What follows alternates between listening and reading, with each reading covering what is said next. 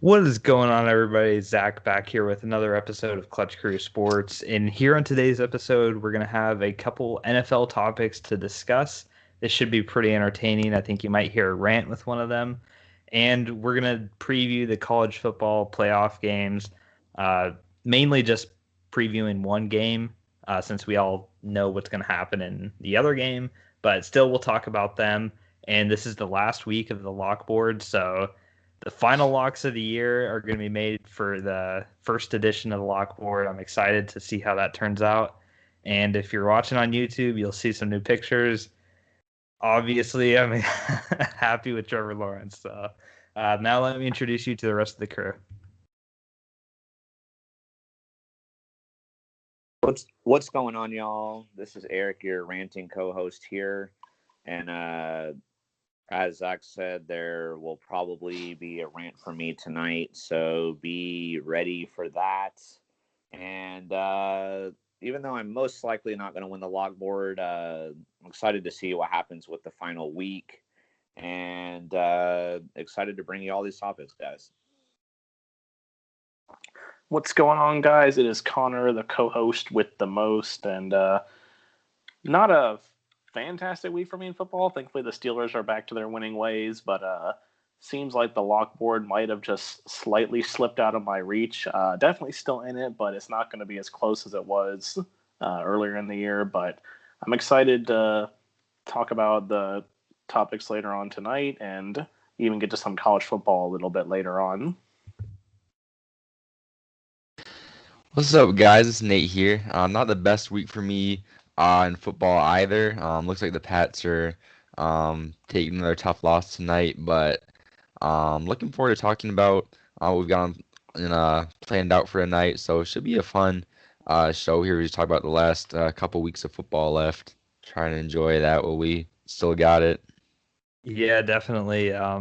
For Nate, Eric, and myself, our favorite teams, we'll see them one more time next week, and then we'll have to wait a long time to see them again. Connor's team, obviously, will still be playing. I've got the bragging rights there this year. Yeah. Nate still had his team in the playoffs last year. This time it's your team.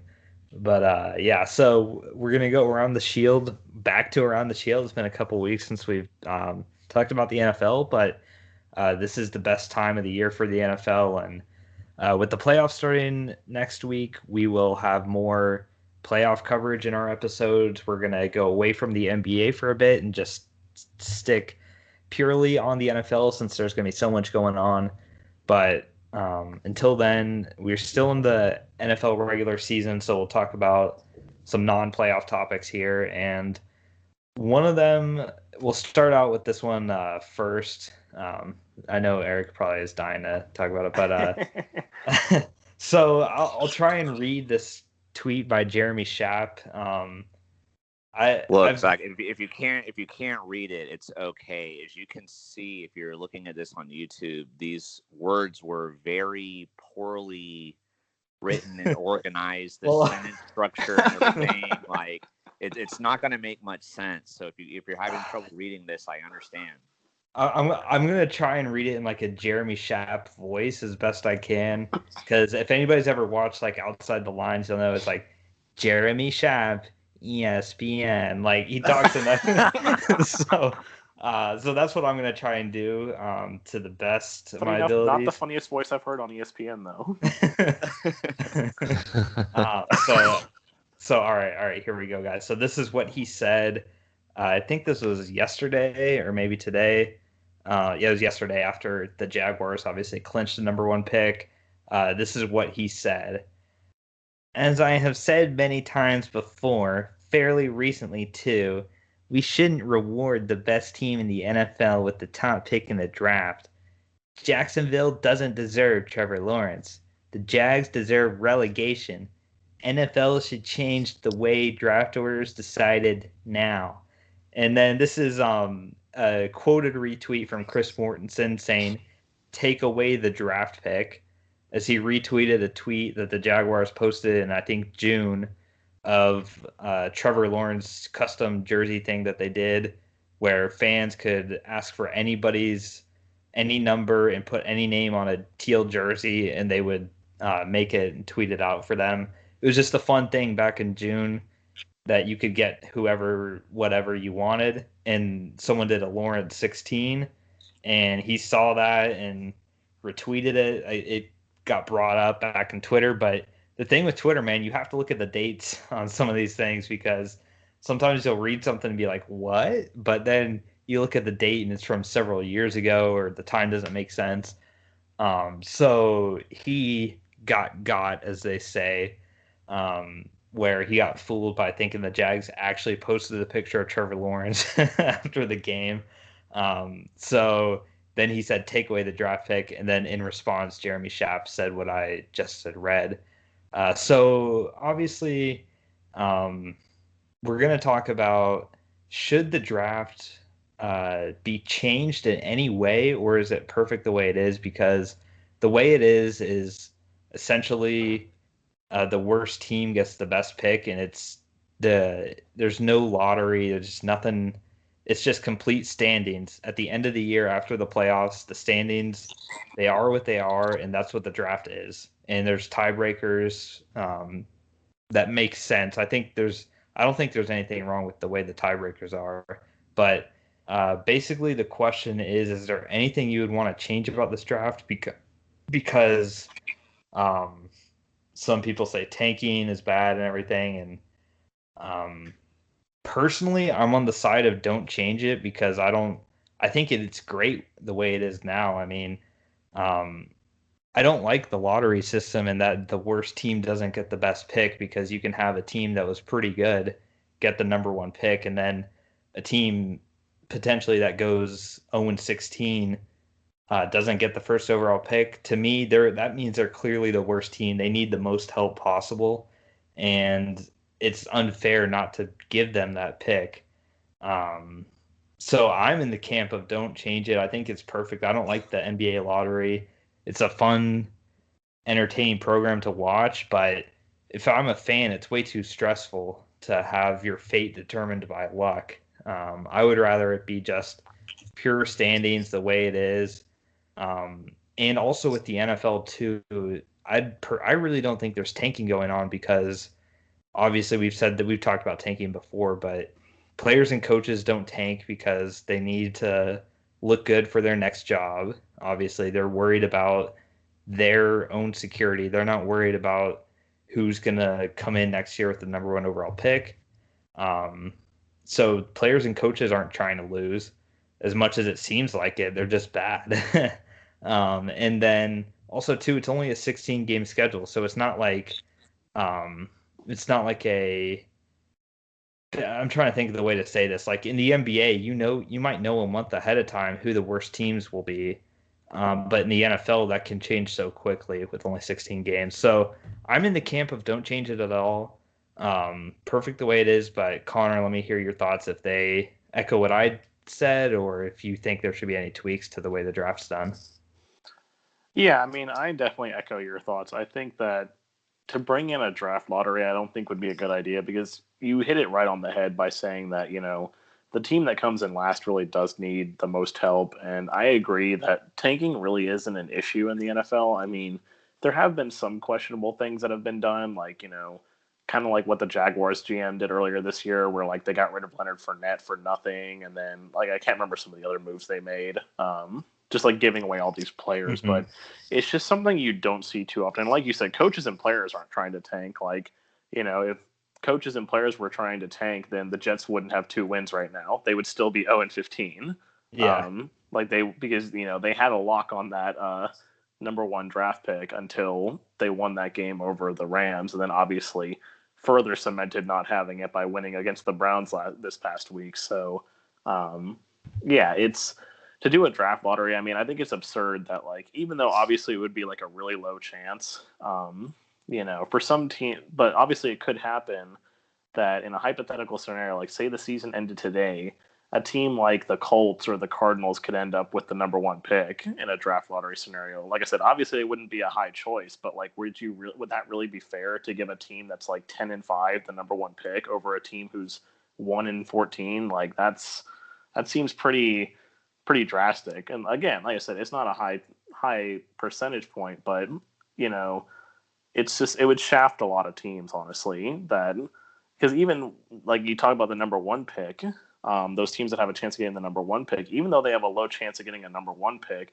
they still have a decent chance of moving up in the draft from where they were. Like, the Colts or the Cardinals would have a possibility of moving ahead of teams like the Lions or the Broncos or teams like that who really need the help when, there's teams that are on the fringe of making the playoffs getting better draft picks than him, which I don't understand. I think that's garbage, honestly. So, yeah, I definitely agree that they should keep the draft the way it is.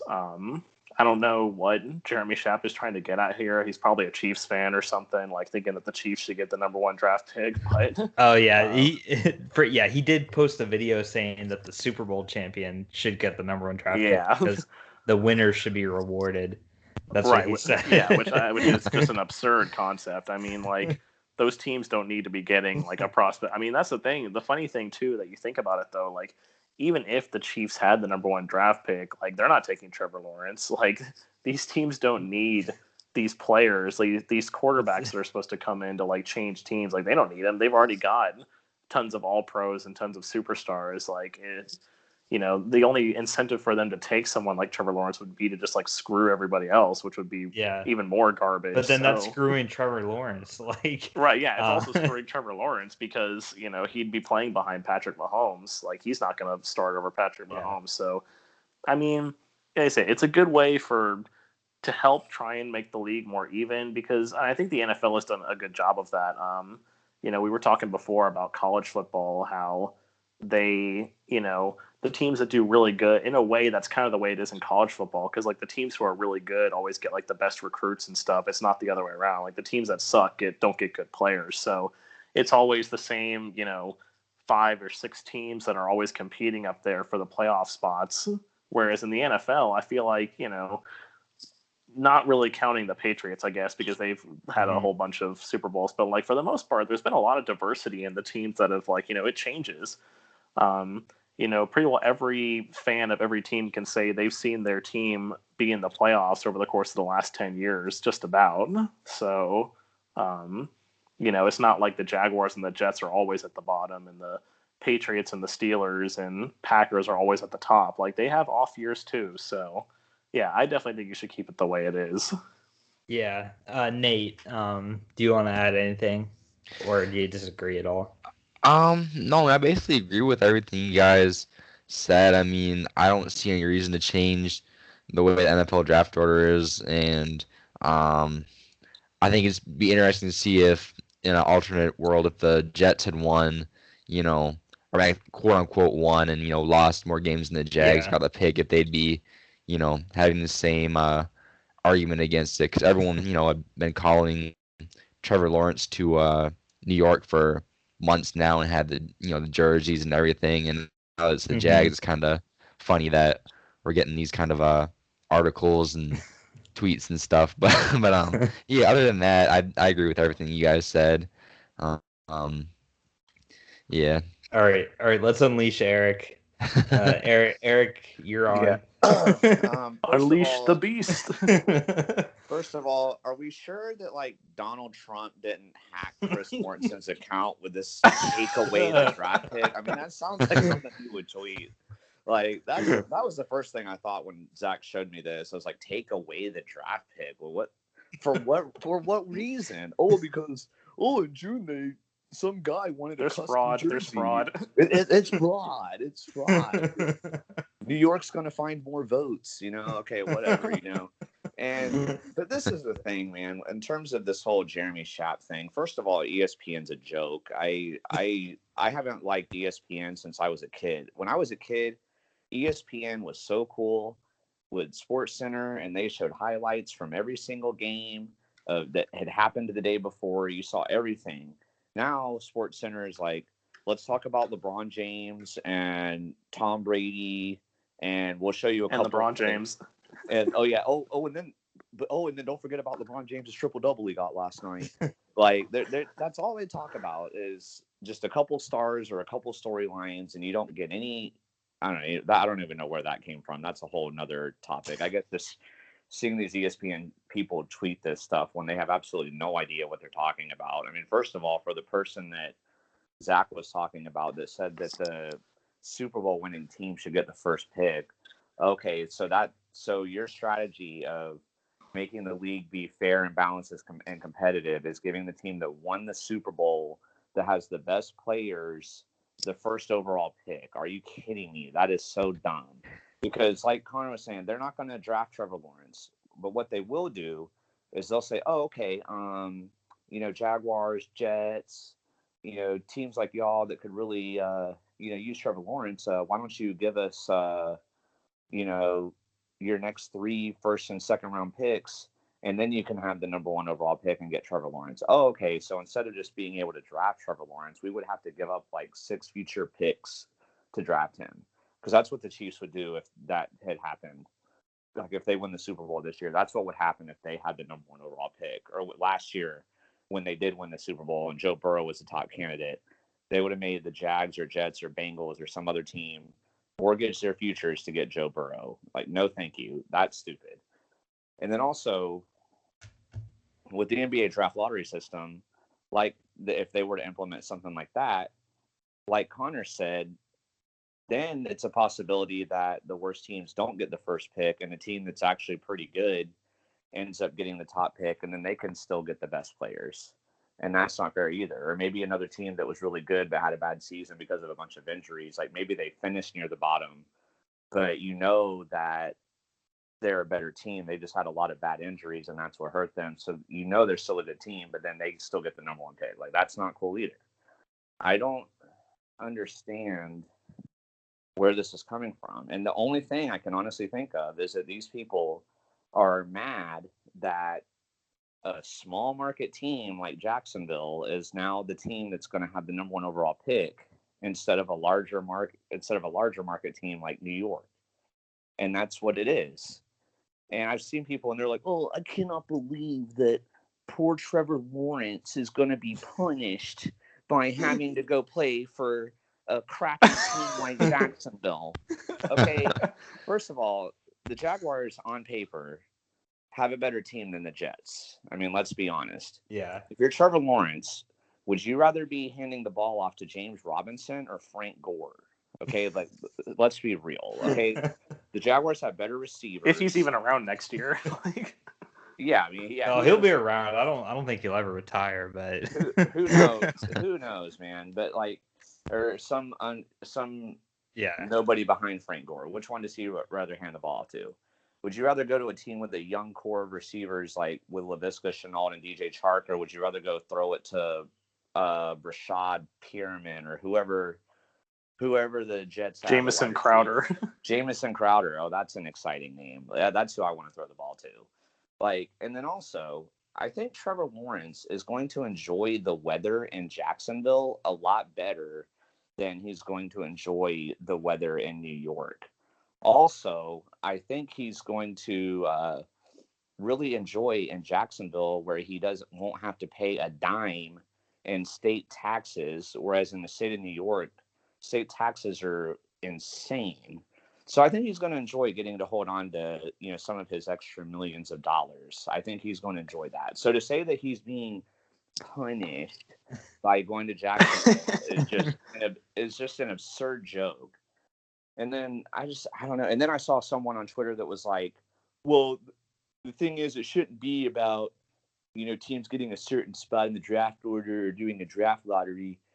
Trevor Lawrence should just be able to sign wherever he wants. Oh, okay. So you want it to be like the NBA where all these players, like when they become free agents, they collude with each other and they buddy up and all go and join forces together and make a super team, because I think that's what would happen with all of these college players when they go in the NFL. You would have professional Alabama, you would have professional Clemson, professional Ohio State, professional Oklahoma. It would be those teams. You don't think Trevor Lawrence and all the other Clemson studs that are going to go in the draft this year are going to be like, hey, let's all go sign for the same team together? You don't think that's going to happen? Or even if Trevor Lawrence, the star like Trevor Lawrence, who is a huge name, players on every team in the NFL are going to be contacting him. Hey, come join our team. Come join our team.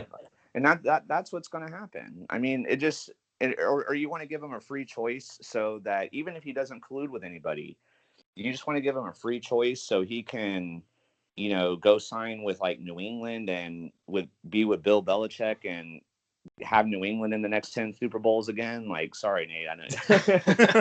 or go to a team that's really stacked but has like a aging veteran quarterback, like the Steelers, the Saints, or the Bucks, like somebody where he'll be the starter within a year and then have a stacked team around him instead of going to a team that needs help rebuilding. I mean, this whole thing is just so stupid. Like all these people saying that, I swear it's because Jacksonville is a smaller city. I've never heard anything like this coming out with a team getting. I've never seen so many people so salty about a team getting the number 1 draft pick in the NFL until now. Yeah, like when Cleveland got it for like the 500th time, or like when the Rams got it. Yeah, I mean, maybe like when like the most recent team went 0-16, like people were like, "Oh, you should maybe like there was a little ruckus or a couple people online." But when the Bengals got the number 1 draft pick last year and everybody knew Joe Burrow was coming out into the draft, no one was like, "Oh, Cincinnati should not be allowed to get the number 1 overall pick. Take away the pick. They have fans there that made Joe Burrow jerseys. Take away the pick." Like, you didn't hear any of this stuff, dude. It's such a joke, dude. ESPN is a joke. Just like when I had that rant about LeBron and the sports media, how they portray him a few months ago. That was all directed at ESPN. I can't stand any of them. Jeremy Schaap, I hope you listen to this, and I know you can come at us and you can say, "Oh, y'all don't have that many viewers or that many followers." Like, well, the only reason why you're even relevant is because you have a big company and ESPN backing you. Because without his dad, he got the job because of his dad too. Yeah, his dad was like a long time. See, I didn't even know that. Honestly, I didn't even know who Jeremy Schaap was. When you said, like, I know who Chris Mortensen is, and I used to be okay with them until I saw this crap. But like, so he's falling even farther down the list. I didn't even know who Jeremy Schaap was. I was like, okay, I don't watch national sports media. This is the reason why I don't, because it's stupid takes like this.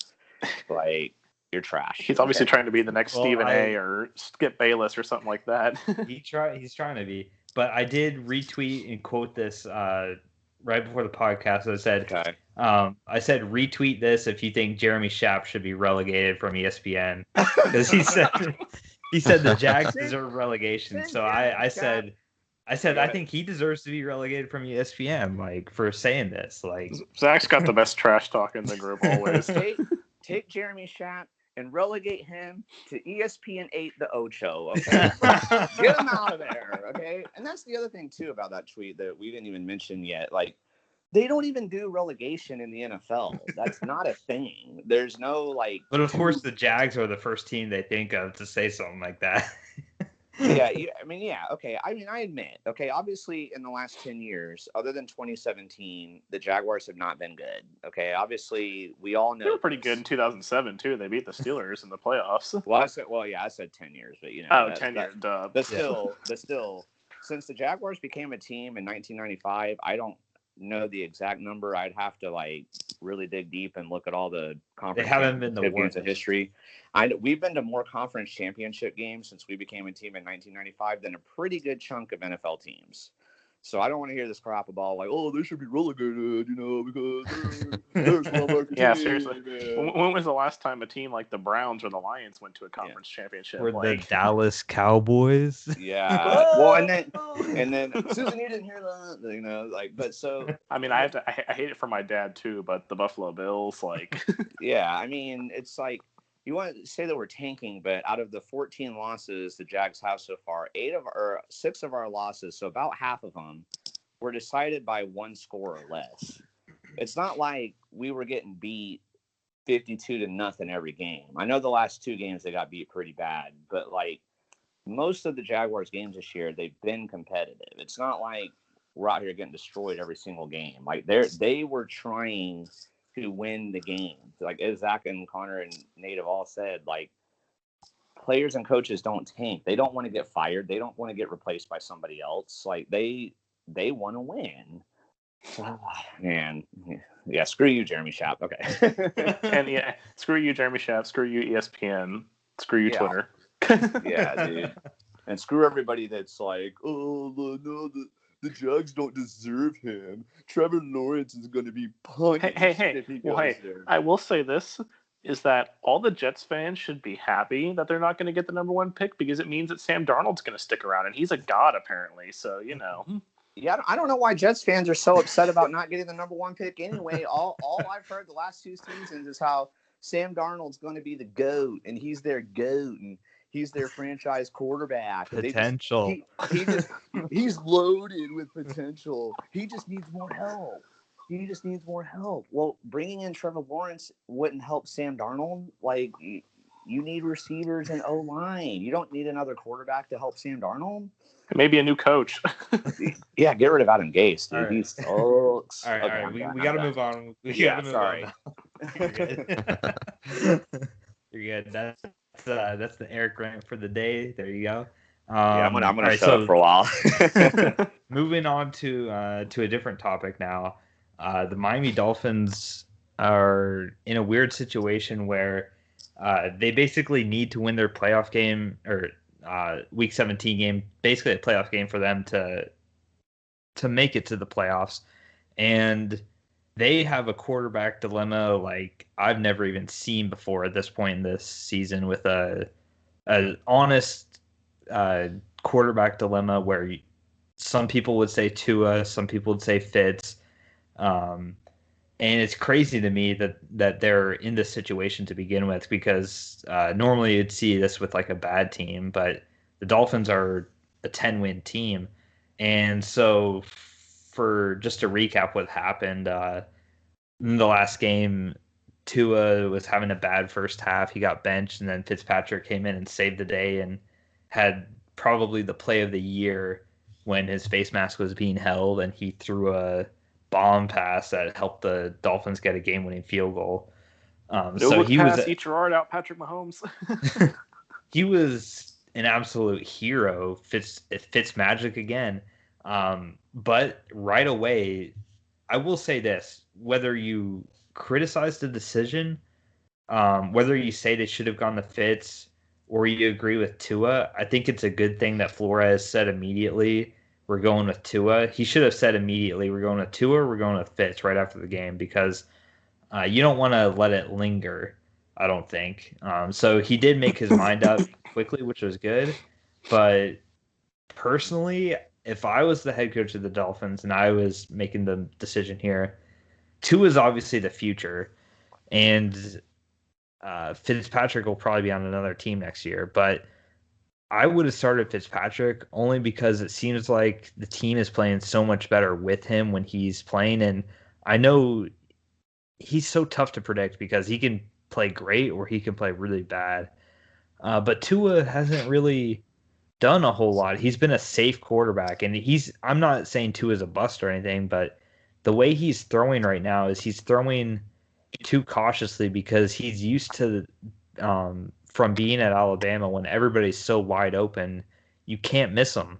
You can't miss all those star receivers at Alabama like Judy and Henry Ruggs. Judy Ruggs, and then now Devontae Smith, a Heisman candidate, Jalen Waddle, and having Josh Jacobs and Najee Harris as your running backs, and all those offensive linemen. I mean, it was just perfect for him at Alabama. But now in the NFL, there's a lot less separation between the receivers and corners, and he just hasn't gotten used to being like, okay, this is enough space to throw it safely. And Fitzpatrick's been around a long time. He knows that. He knows the sort of things. He's been in these moments before. So I would have gone with Fitzpatrick because I think he gives them the better chance to win. And at this point in the season, it's not about starting the young guys. It's about what do we need to do to win the game. So I would have gone with Fitz because I think he's more likely to win the game, and Tua still might win the game. I hope for the Dolphins he does, but I would, if I was rooting for the Dolphins here, I would be more confident with Fitz starting. Nate, what about you? Fitz or Tua? Yeah, I'm on board with you here. I think I would probably go with Ryan Fitzpatrick at this point. I like, Tua's shown some good signs, but I feel like he still has a little ways to go, and it's not completely his fault. He had to come back from that uh, big injury. Didn't really play a whole lot or get to practice that much between his last game at Alabama and his start with the Dolphins. I think it was good that he was able to get some experience and show what he's got, but I think the Dolphins are in playoff contention, which I don't think any of us expected of them coming into this season. With them being in this spot, I think I would go with a, you know, guy with 14 years NFL experience to, see what you can do rather than Tua at this point. Yeah, and I'll go to Connor next because I know you said you were pretty torn between which one you would go with, but do you have an idea now? Yeah, I kind of was torn, but after really just kind of looking over everything, I would have to agree with you guys that they should go with Ryan Fitzpatrick because I was looking at this coming into this game or this weekend, because obviously the AFC playoff picture is completely undecided right now. I mean, you've got 5 teams that are 10-5 and, one loss in week 17. I mean, even that, just look at the Titans, for example. They're sitting up at the 4 seed, but if they lose and all these other teams win, then they're out. So it's just crazy to think that. And, the Dolphins do have, obviously, they're not in the position that the Colts are in, where the Colts don't control their destiny. They need someone to lose. But for the Dolphins, they definitely, out of all the teams that are fighting next week, they have the toughest game out of all 5 of them because the Ravens are playing the Bengals, which I mean, the Bengals did beat the Steelers, but I think that was more of the Steelers being really bad in that game. So the Ravens get to play the Bengals, the Colts get to play the Jaguars, the Titans get to play the Texans. So and the Steelers, they're playing the Browns, or the Browns are playing the Steelers, but the Browns are also at home in that game, which obviously, isn't a huge deal this year, but I think it's still a little bit of an advantage. And the Steelers, which Steelers team's going to show up, right? But the Bills are legitimate Super Bowl contenders, and the Dolphins are going to have to go into Buffalo and beat them. So, and I think the biggest key for the Dolphins is that when Tua is in the lineup, yeah, he doesn't make mistakes, and he, even though he doesn't put up huge numbers, they're able to score enough points and they're able to rely on their defense enough to be able to win. But the thing is, out of these games that out of the teams they've played against when Tua's been starting, even mostly recently, I mean, playing against the Broncos, the Bengals, the Patriots, and the Raiders last night, they don't have to put up too many points in those games because those teams aren't very good. Other than Kansas City, playing Kansas City, that was obviously a good team, but those teams aren't very good, so you can kind of skate by again with not putting up very many points and relying on your defense. But the Bills, I mean, Josh Allen is had he maybe not had his little slump in the middle of the season, Josh Allen would be in the midst of the MVP talks with Patrick Mahomes and Aaron Rodgers. Stephon Diggs is playing out of his mind.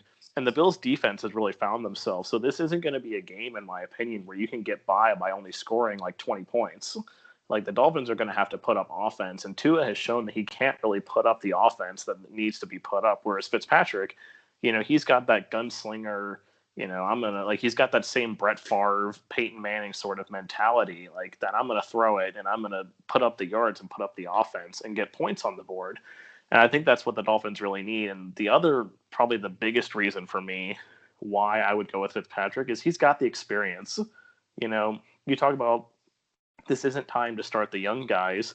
Well, Fitzpatrick's been in this situation before. He's been in high pressure situations, maybe not quite in the situation of I'm fighting for a playoff spot, but still, he's been in plenty of high pressure situations, and he's not going to panic.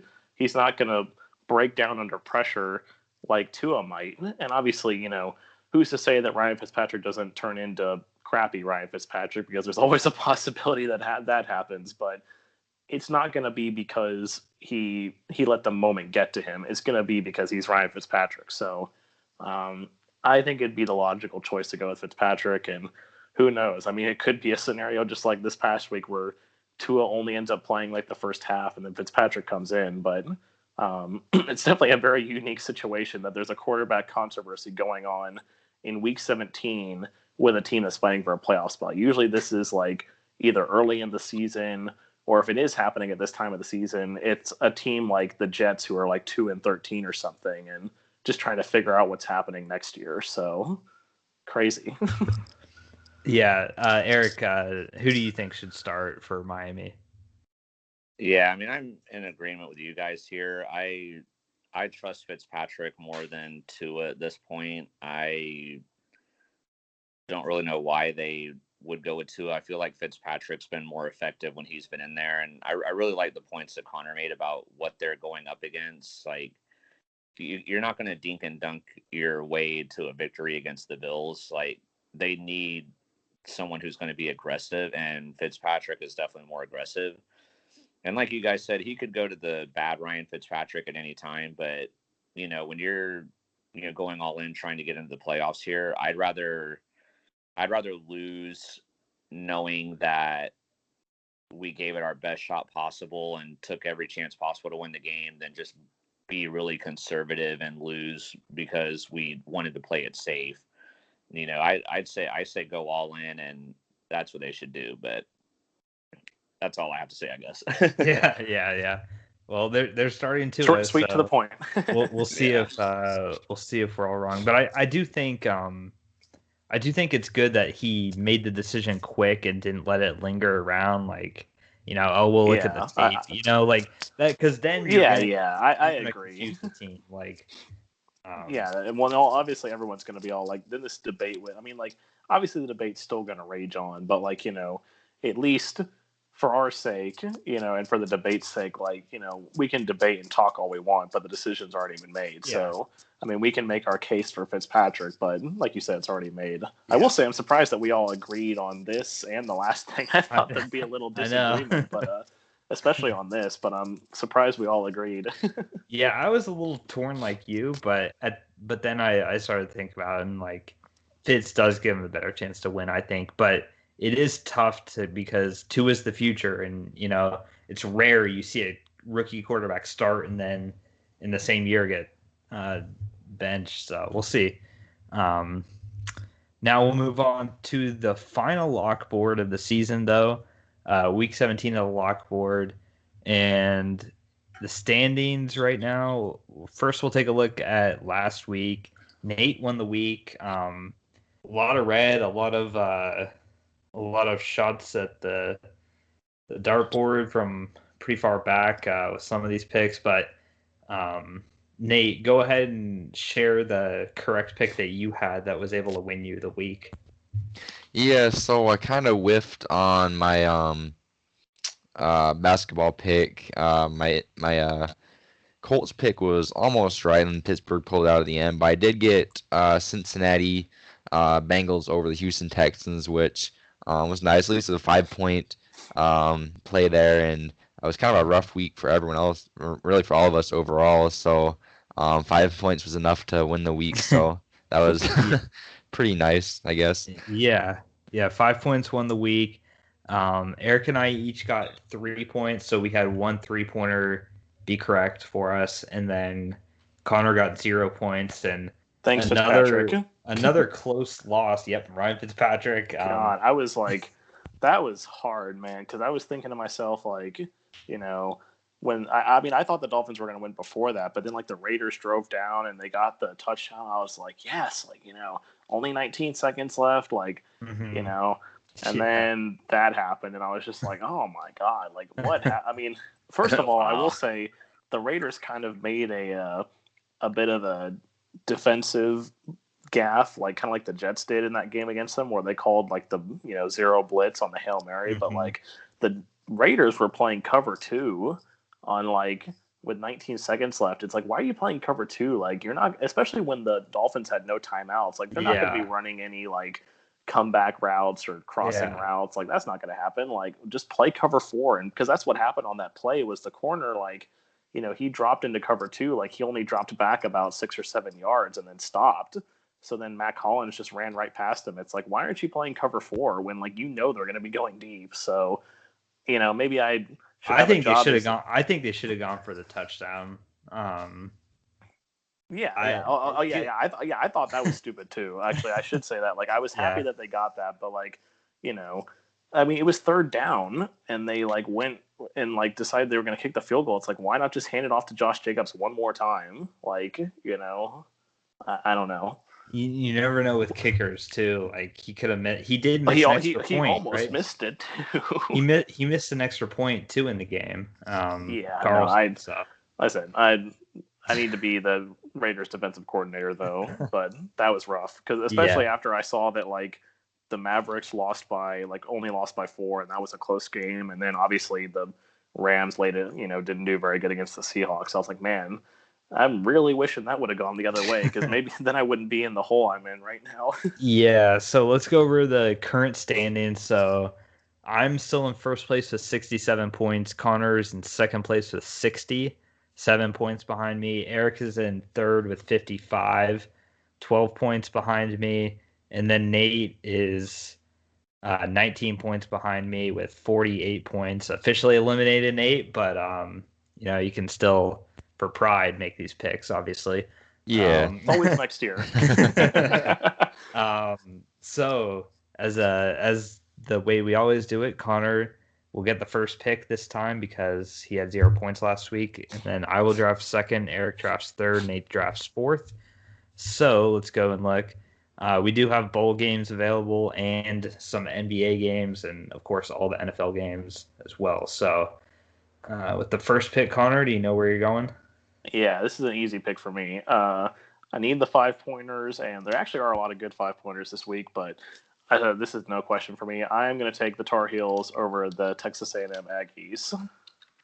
Yeah, I figured you might do that. Okay, cool. Your typing thing is going on good speed today. Oh yeah, no, I don't have. I have a nice functional desktop computer, not a crappy dying laptop. Very good, very good. So I'm drafting second, and I'm gonna follow Connor's lead on the 5-pointers because I know the good ones are gonna fly this week. So I'm gonna take the Cincinnati Bearcats to beat Georgia. I just think Cincinnati has so much more to play for than Georgia in this game, and quite honestly, I think they're the better team. So to see a spread that high, I was kind of surprised by. And I'll turn it over now to Eric for his next pick. Oh, I figured this one would be gone. I'm not going to complain, though, obviously. I'm going to take obviously, I have to, unfortunately, for me to have any chance to win, I have to take all 5-pointers. So my odds are not very good here, but I'm going to start with the Steelers over the Browns. That's a 3-pointer, by the way. Yeah, that's a 3-pointer right now. Man, I know we've been doing this all season, but I thought 7 points was. It's over 7. It's 7. It's to 7.5. Oh my God! Okay, trust me, dude. That would have been. I've done that before. That would have been my first that's pick what if I it was was like. a I was like, 5-pointer. man, why aren't they taking the Steelers over the Browns? Like, No, dude. That would have been my first because I saw that and I was like, how in the world are the Browns favored by 7? Like after the Steelers beat the Colts and the Browns lost to the Jets, like how? Oh man. Okay. Well, that puts a little bit of a damper on my spirits there. I got Edit that out. got all excited that I was getting that. Maybe we can negotiate that next year. Crap. Okay. Well, I guess. Man, that. I'm a little flustered by that. If you haven't noticed. Jesus. Okay. All right. I don't really think this is going to happen, but I guess I'm going to take Colorado over Texas in the college. Okay. I think that's the best 5-pointer left as well. That's something I would be eyeing. Nate, you're up now. Last pick in the 4th round. 5-pointers getting hit hard here, but no, you can do whatever you want really, since you don't have anything to play for. But that's true. Yeah, I had my eye on that Cincinnati pick. I wish Jeremy Schapp would run our draft order here. I could have the first pick and gotten that. But with that being off the board, I don't like a whole lot of the other matchups. I think those two playoff games are going to be blowouts. So I think I'm going to go to the NFL and take Kansas City over the Chargers. I know Chad Henne's starting, but I mean, I don't know. Chad Henne. Chargers had a tough time all year. All right. And now back to the second round. Connor's got the next pick. All right, let's see here. Really, if it had not been for how bad Justin Fields played last week, I probably would have taken the Ohio State over Clemson game. But he played pretty bad last week, so I am going to, and I don't have any faith in Ole Miss anymore after the way they blew that game against LSU. I figured. So I am going to take the Houston Texans over the Tennessee Titans. All right. Texans over Titans there. I'm back up with the next pick.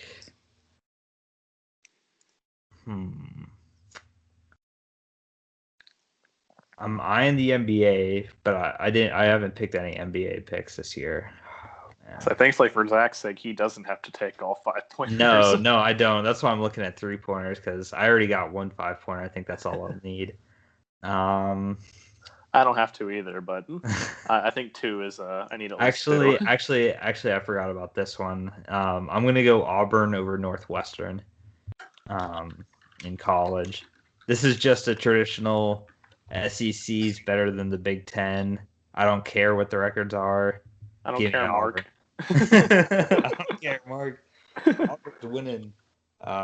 So that's gonna be my pick. Eric, it's up to you now. Hopefully, you know the way things work now. I don't know. I just forgot about that half-point difference. I just thought it was 7. I don't know. I don't know why I don't know. It's crazy because this is the final week of the season. I can't believe I made that mistake. Like, well, isn't it? It's like different with the NBA too. Like the NBA, it's like, 6. It's see. So I don't know. I mean, I got confused there. But anyway, as we've all pretty much agreed, the 5-point games that are remaining are pretty bad. But so I'm going for it though. Jacksonville Jaguars to sweep the Colts and knock them out of the playoffs. I figured somebody would take that. Definitely wasn't going to be me. So this is definitely not a prayer or anything. This is, belief in my team. All right. So Nate, you've got the next pick here in the second round.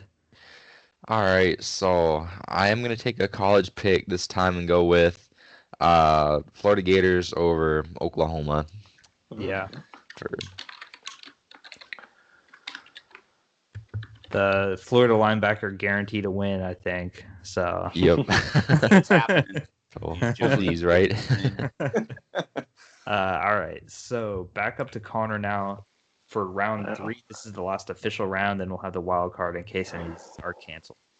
Well, as much as, because I don't have to take another 5-pointer, so as much as I would love to take the Steelers over the Browns, because obviously I'm going to be rooting for the Steelers to win that game, I just don't know what Steelers team's going to show up in that game, and I feel like that a much safer pick this week, especially due to some injuries, because the spread hasn't changed, would be the Cardinals over the Rams.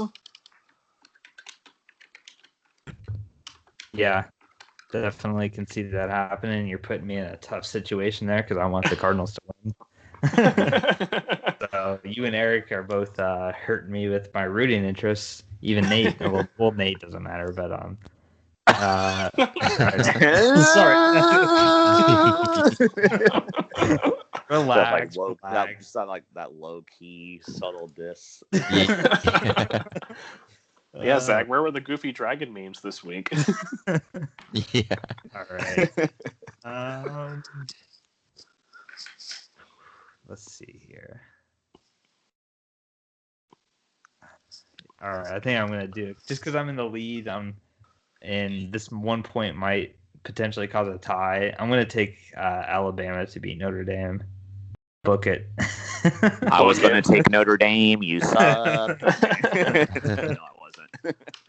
Yeah. I know the 5-point options aren't great, but that one's probably the worst one. So yeah, you know my belief in Notre Dame over Alabama is bad when I had 2 other chances to pick them and I didn't, and I still wouldn't have even if I had a chance now. Well, obviously, I need another 5-pointer. I was hoping there'd be an NBA 5-pointer available. I was disappointed there. So I just have to pretty much take the last prayer I have left. And I don't want this to happen, and I don't think it will, but I'm going to take Ohio State to beat Clemson. oh man,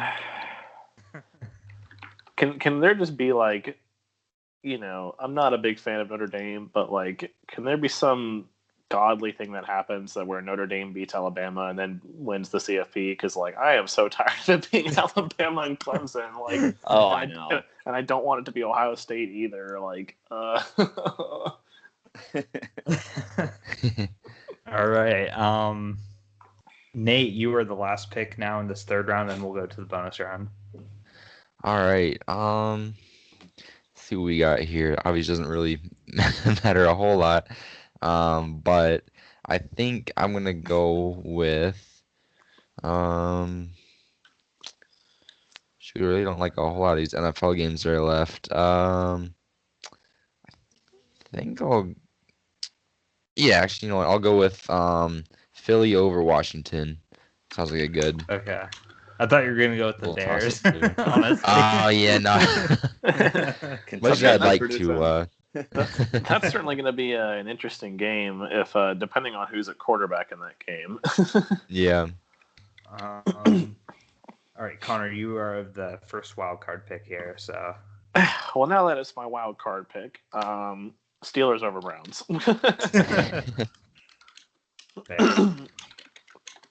All right, I've got Connor. What? Said what a steal, Connor. I mean, who's to say if that UNC game actually happens? So yeah, you never know. I'm gonna go with mine. I'll pick an NBA game just to say I've done it. I will pick Boston over Indiana. Go Celtics. I feel like that's a pretty safe pick, honestly. If I could have picked 3-pointers, I would have definitely. If this has been like a normal week. Yeah. There's so many picks I would have made if I didn't have to resort to 5-pointers. Like it sucks for me because I feel like out of all the 3-point options, this has been like the best week of 3-point options in a while. And I know I can't pick any of them. I know it's crazy. Like in any other week, like if this was a normal week, I would really consider that Arizona over the Rams one a steal. But like. Yeah, for sure. Okay, Eric, you've got this will be your last pick in the lockboard, assuming there's no ties. Even if one of my 5-point games gets canceled, I still need a 5-point game to replace it. So I'm taking the Bengals to beat the Ravens. Boy, I would love that if somehow the Ravens got knocked out. Yeah, so Connor will actually be rooting for me to get that one since it probably won't even count for me anyway. Yeah, I mean, like I'd like for the Browns to be out too, but if I had a choice between those two teams, I definitely would want the Ravens out first. So, makes sense. All right, makes and sense. Nate, you get to make the last pick in the lockboard this year. So the last lockboard pick goes to you, Nate. What will it be? Oh boy! Maybe since you're like out of it, you should pick something like totally outrageous. Although the Notre Dame one already got taken. So. I've pretty much taken all of the outrageous ones. Yeah, I would say that's the most, definitely the most outrageous one on the board this week.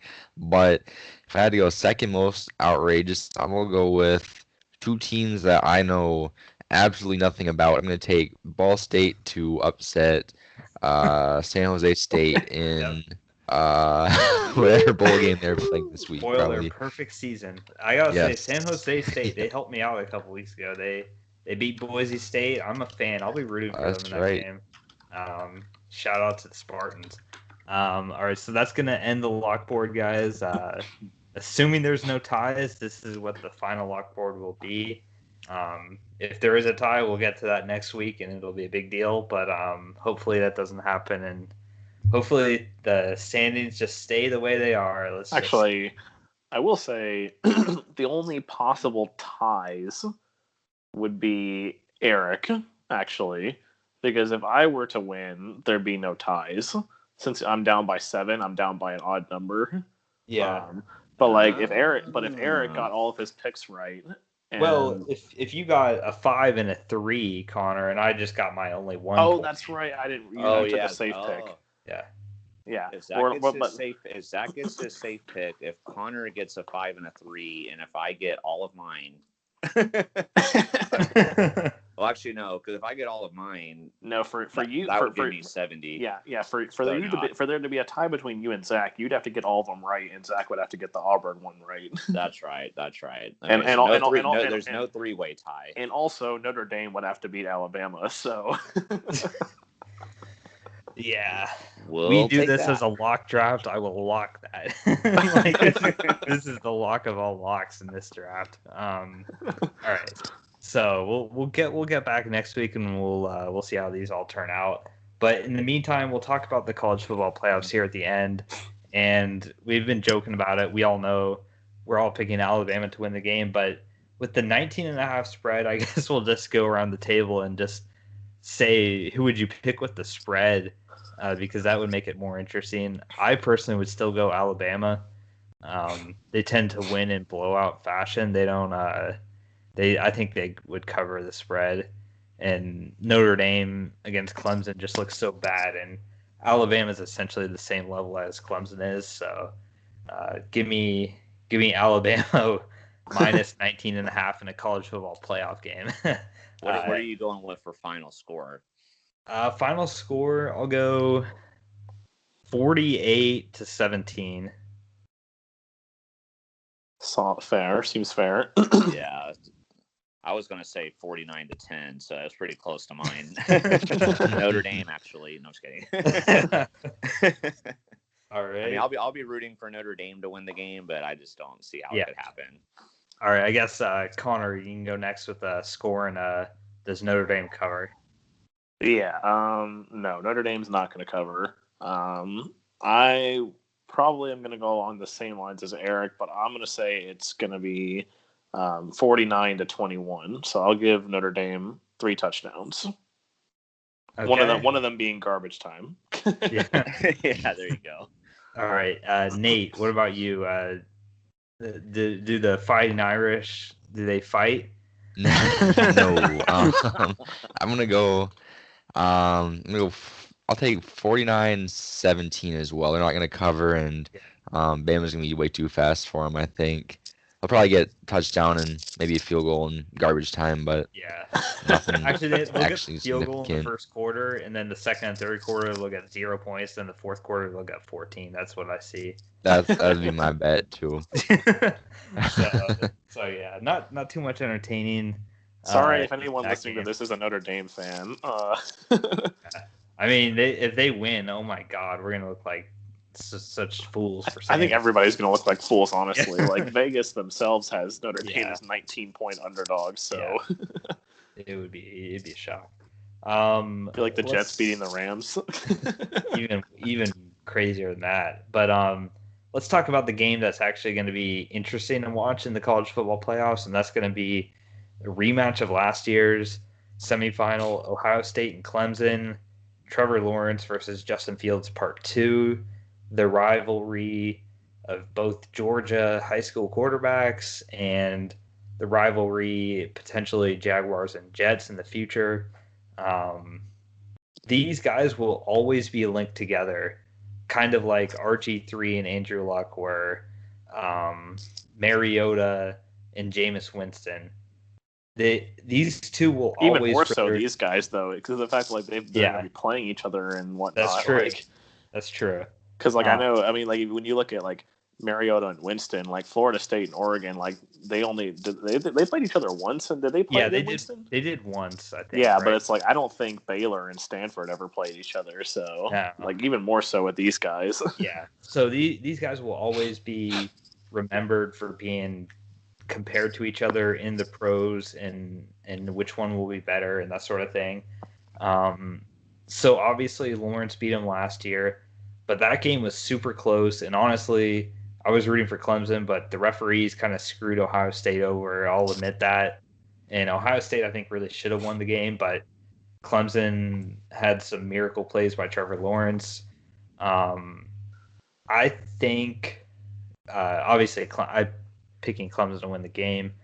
I do think it'll be really close, though, and I think both teams will. I do think Fields is going to have a bounce back game. I don't think he's going to be as bad as he was in the Northwestern game. I think Lawrence will be even better, though. But this is going to be a great game to watch. I think it's going to come down to the end. I think Clemson wins probably by a touchdown. But I do think this is going to be a really close game back and forth. And I wouldn't be so shocked if Ohio State wins because I do think Fields does want that revenge. But the thing is also, too, this is what's giving me worry for Clemson is Dabo Swinney's comments about how he had Ohio State ranked 11th and he wouldn't change it and stuff. I wouldn't have done that just because that's going to give them so much more extra motivation that the opposing coach, that's not a Belichick-like thing. You know, Belichick would be, oh, they're so good. We got to beat them, you know. They got so many good players. But the fact that he ranked them 11th, it's super disrespectful, I think. So I think Ohio State will early on use that as a little bit of an advantage for them. So I don't like those comments for going for Clemson, but I do have Clemson winning by like a touchdown or so. Connor, what about you? Yeah, I mean, well, I guess I'll start with, I think those comments were not a good idea, even though I probably agree with them, just because I don't think Ohio State should have been allowed in. But that's definitely going to give Ohio State extra motivation. But I'd probably give this to Clemson by 2 touchdowns, just because I think Clemson's a better team than they were last year. Like, because, I mean, the one loss that they had, even though last year they were undefeated at this point, like, you know, they've only had one loss this year, and that was without Trevor Lawrence against Notre Dame, and it was in overtime, too, so at Notre Dame. So pretty much everything to, like, look at it as not really that big of a deal in terms of a loss.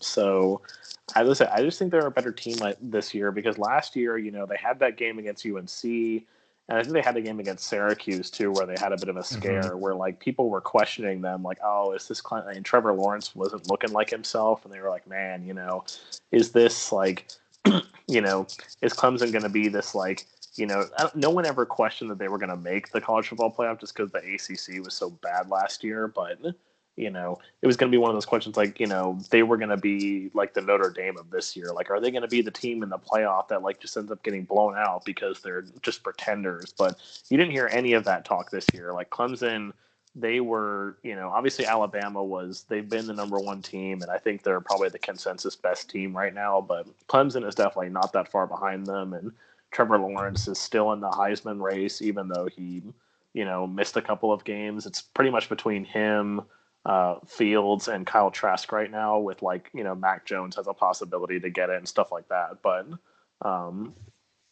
so I just think they're a better team. And also the way that Justin Fields, he did not have a good game at all against Northwestern. That should have been honestly an easy win for them. I was surprised at how close it was. So I'd probably have to give it to Clemson by 2 touchdowns. Nate, what about you? Yeah, it's definitely a tricky one for me because it's like we haven't seen, you know, obviously a whole lot of Ohio State, you know, compared to the rest of these guys that haven't really been pushed, I would say, by any teams. But so Clemson's by far the toughest team they've had to play this year. I think right now I'd be more confident picking Clemson. I think overall he got more talent. You know, I guess talent's probably roughly equal, but Offensively, they got all kinds of speed and space, and obviously have Trevor Lawrence, who I think is a much better overall player than Justin Fields.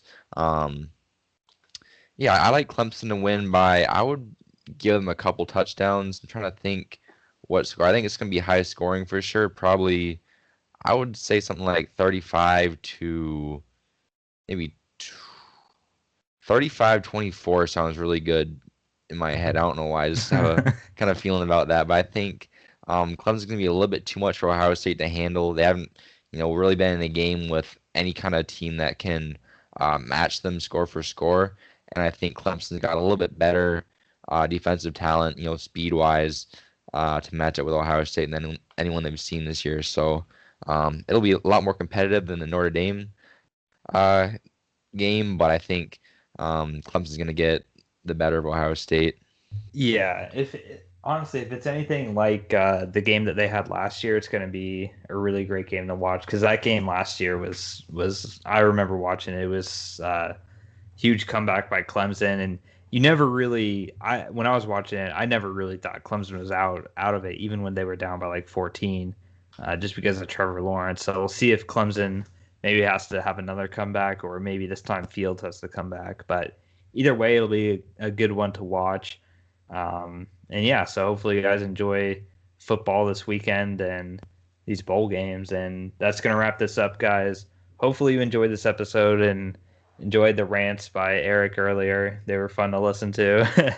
And until Yeah, then, if I got a little long-winded, I'm sorry. Yeah, you're good. And this will be the last time you guys hear from us in 2020, and we'll be back in 2021. Goodbye, 2020. No one likes you. Seriously. All right, guys. Until then, peace out and be clutch. Bye. See ya.